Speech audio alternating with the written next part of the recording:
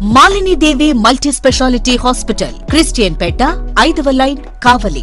Doctor Guttipati Malini దేవి, MBBS, MS, OBGY, కాన్పులు మరియు గర్భకోశ వ్యాధి నిపుణులు.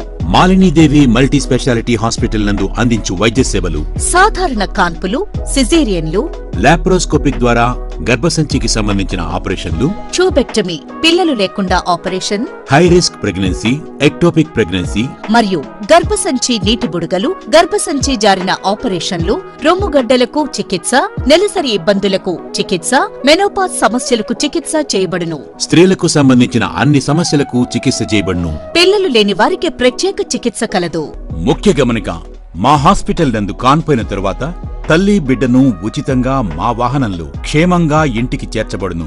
మా హాస్పిటల్స్ ప్రత్యేకతలు: ICU, lab, AC and non AC rooms, 24 గంటలు మెడికల్ షాప్, ప్రతి రూమ్ నందు వేడి నీటి సదుపాయం కలదు. అత్యవసర కేసులు అన్ని వేళలా చూడబడును. సంప్రదించండి మాలిని దేవి మల్టీ స్పెషాలిటీ హాస్పిటల్, క్రిస్టియన్ పేట, 5వ లైన్, కావలి. ఫోన్ నంబర్స్ 9398665676 మరియు 086262451. Welcome to CMD news. నా పేరు దివ్య. నేటి వార్తా విశేషాలు. జిల్లా కేంద్రమైన చిత్తూరులోని రోడ్డు ట్రాన్స్పోర్ట్ కార్యాలయం ఉండగా ఆర్టీఓ కార్యాలయంలో వాహనాలకు ఏఎఫ్సీలు చేయకుండా చిత్తూరుకి 15-18 కిలోమీటర్ల దూరంలోని నలగంపల్లె వద్ద వాహనాలకు ఏఎఫ్సీలు చేయడానికి ప్రైవేట్ వ్యక్తులకు అప్పజెప్పడాన్ని భారత కమ్యూనిస్టు పార్టీ సిపిఐ చిత్తూరు జిల్లా కార్యదర్శి ఎస్ నాగరాజు, నగర కార్యదర్శి విసి గోపీనాథ్, పార్టీ సీనియర్ నాయకులు కె మణిలు తీవ్రంగా ఖండించారు. ప్రభుత్వానికి సంబంధించిన విశాలమైన ఆర్టీఓ కార్యాలయం ఇక్కడ ఉండగా ప్రైవేట్ వ్యక్తులకు అప్పజెప్పడాన్ని సిపిఐ నాయకులు తీవ్రంగా ఖండించారు. ద్విచక్ర వాహనాల నుండి 4 వీలర్లు, లారీలు, 12 వీలర్లు, టిప్పర్లు, ప్రైవేట్ బస్సులు, ఆర్టీసీ బస్సులతో సహా 18 కిలోమీటర్ల దూరం వెళ్లి ఏఎఫ్సీలు చేసుకోవాల్సిన పరిస్థితి దాపురించిందని ఆవేదన వ్యక్తం చేశారు. దీనివలన పెట్రోల్, డీజిల్ అదనంగా ఖర్చు కావడమే కాకుండా టోల్గేట్ ఫీజులు అదనంగా భారం పడుతుందని తీవ్రంగా విమర్శించారు.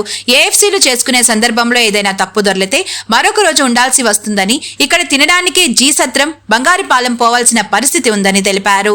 కోట్లాది రూపాయలతో వాహనాలకు అనుగుణంగా ప్రభుత్వం ఏర్పాటు చేసిన ఆర్డీఓ కార్యాలయం కాదని ప్రైవేట్ వ్యక్తులకు అప్పచెప్పడం సమంజసం కాదన్నారు. ఏఎఫ్సీ అధికారులు ప్రభుత్వ అధికారులుగా ఉంటే బాధ్యతగా వ్యవహరించేవారని, అనుభవం, చదువుకున్న వారిని ఏఎఫ్సీలు చేయడానికి నియమిస్తే నష్టం జరిగే అవకాశం ఉంటుందన్నారు. ఏఎఫ్సీ చేయాలన్నా ప్రభుత్వ అధికారులు అన్ని తర్ఫీదు పొంది అనుభవం ఉన్నవారే ఏఎఫ్సీ చేస్తారు తప్ప ప్రైవేట్ వ్యక్తులు శిక్షణ లేని వారిని నియమించడం వల్ల ఏఎఫ్సీ సక్రమంగా అవుతుందా అని అనుమానం కూడా ఉన్నది. ఎందుకంటే ప్రభుత్వ అధికారులు ట్రాన్స్పోర్ట్ నిబంధనల ప్రకారం ఏఎఫ్సీలు చేసేవారు. కానీ ప్రైవేటు వ్యక్తులు యజమానితో కుమ్మక్కై తప్పుడు ఏఎఫ్సీ పత్రాలు కూడా ఇవ్వడం జరిగే అవకాశం ఉందని వాపోయారు. ఇప్పటికైనా సంబంధిత అధికారులు జోక్యం చేసుకుని గతంలో ఆర్డీఓ కార్యాలయంలోనే వాహనాలకు ఏఎఫ్సీలు నిర్వహించాలని, నలగంపల్లి నుండి ఆర్డీఓ కార్యాలయానికి ఏఎఫ్సీ కేంద్రాన్ని తరలించారని, యథావిధిగా ఆర్డీఓ కార్యాలయంలోనే ఏఎఫ్సీలు జరగాలని సిపిఐ నాయకుడు డిమాండ్ చేశారు.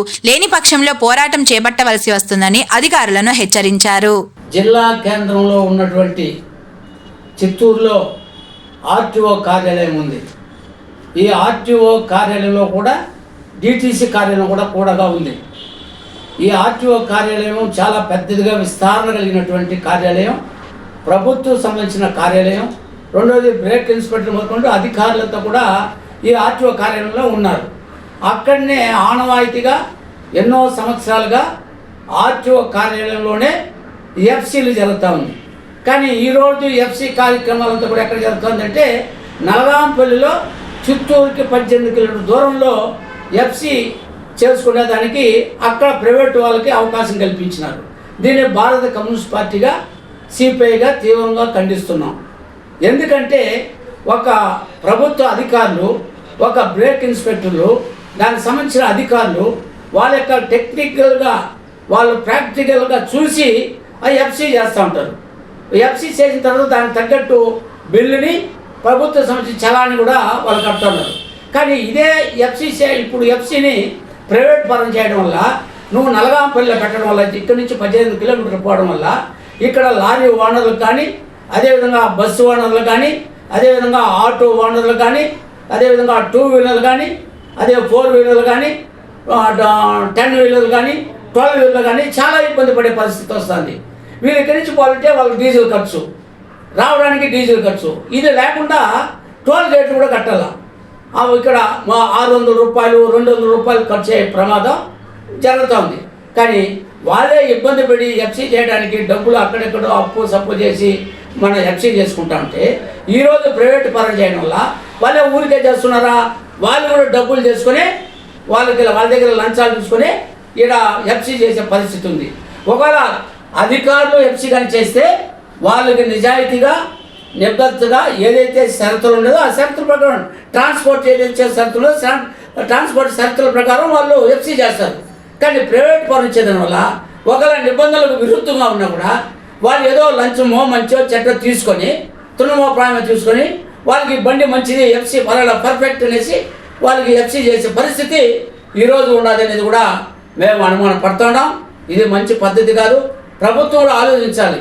ప్రైవేట్ పరం చేస్తే వాళ్ళు ఎఫ్సీలు కానీ చేస్తే పనికిరాని బండ్లు కూడా ఎఫ్సీ ఓకే చేస్తే రేపు ప్రమాదకరంగా ఏదైనా జరిగితే ఎవరు బాధ్యులు దీనికి అనేది కూడా ఇస్తున్నాం. ఒక డ్రైవర్ ఒక ఓనర్కి 10,000 రూపాయలు ఖర్చు అయ్యే పరిస్థితి ఉంది. ఒక రోజు 2 రోజులు ఉండాలా, అక్కడ భోజనాలు లేదు. ఇట్లా పోవాలంటే సత్రం కేజీ సత్రం పోవాలా, ఇట్లా పోవాలంటే భోజనానికి బంగారుపల్లెం పోవాలా. ఒక రోజు 2 రోజులు ఉంటే వాళ్ళకి చాలా ఇబ్బందికర పరిస్థితి తయారవుతుంది. కానీ మేము చెప్పేది ఎవరంటే ఏదైతే ప్రభుత్వం ఆర్టీఓ కార్యాలయం రోడ్ ట్రాన్స్పోర్ట్ ఆఫీస్ ఏదైతే ఉందో అక్కడనే ఎఫ్సీ చేయాలనేది భారత కమ్యూనిస్ట్ పార్టీ సిపిఐగా మేము డిమాండ్ చేస్తున్నాం.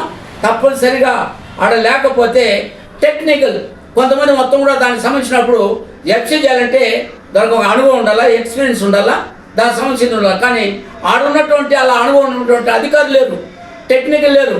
అంతా బీటెక్ చదువుకున్న వాళ్ళు లేకపోతే ఉన్నది చదువుకున్నటువంటి వాళ్ళని కూర్చోబెట్టేస్తే వాళ్ళకి ఏం తెలుస్తుంది? వాళ్ళు మిషన్లు ఏం చెప్తుందో అది చేస్తారు. మిషన్లు ఒక తప్పుగా ఉంటే అంటే ఎఫ్సీ చేసి ప్రజల ప్రాణాలు పోయేదానికి అవకాశం ఉంటుంది. కాబట్టి ఇది చాలా ప్రమాదకరం. వెంటనే మేము భారత కమ్యూనిస్ట్ పార్టీగా మేము డిమాండ్ చేస్తున్నాం. ఏదైతే పాత పద్ధతిలో ఆర్టీఓ కార్యాలయంలో ఎఫ్సీ చేస్తున్నారో అదేవిధంగా యథాప్రకారంగా ఆర్టీఓ ఆఫీసులోనే ఎఫ్సీ చేయాలని అధికారులు చర్యలు తీసుకోవాలా, సంబంధిత మంత్రులు చర్య తీసుకోవాలా. ప్రభుత్వాన్ని కూడా మేము డిమాండ్ చేస్తున్నాం. చిత్తూరు జిల్లా కేంద్రమైన చిత్తూరు ఆర్టీఓ కార్యాలయంలోనే ఎఫ్సీ జరిగే విధంగా చర్యలు తీసుకోవాలని కమ్యూనిస్ట్ పార్టీగా డిమాండ్ చేస్తున్నాం. శ్రీ శ్రీ శ్రీ శేషగిరి అఘోర స్వామి శ్రీశైలం ప్రతి నెల 1వ తారీఖు నుంచి 10వ తారీఖు వరకు ప్రజల కోరిక మేరకు అందుబాటులో బాలకృష్ణారెడ్డి నగర్ వారి స్వగృహం నందు ఉంటారు. అలాగే ప్రత్యేక పూజలు నిర్వహించబడును, గృహవాస్తు చూడబడును, విగ్రహ ప్రతిష్టాపనలు చేయబడును, శంకుస్థాపనలు, వివాహిత ముహూర్తాలు చూడబడును, ఎటువంటి పీడ గ్రహ దోషములు తొలగించబడను, ఎటువంటి సమస్యకైనా పరిష్కారం చూపబడను. స్వామివారిని కలవాలనుకునేవారు ఈ కింది ఫోన్ నంబర్లకు సంప్రదించగలరు. సెల్ నంబర్ 9030088959 మరియు 9441803656. ఇట్లు శ్రీ శ్రీ శ్రీ రాజరాజేశ్వరి జ్యోతిష్యాలయం, బాలకృష్ణారెడ్డి నగర్ ఆపోజిట్ సచివాలయం, కావలి, నెల్లూరు జిల్లా.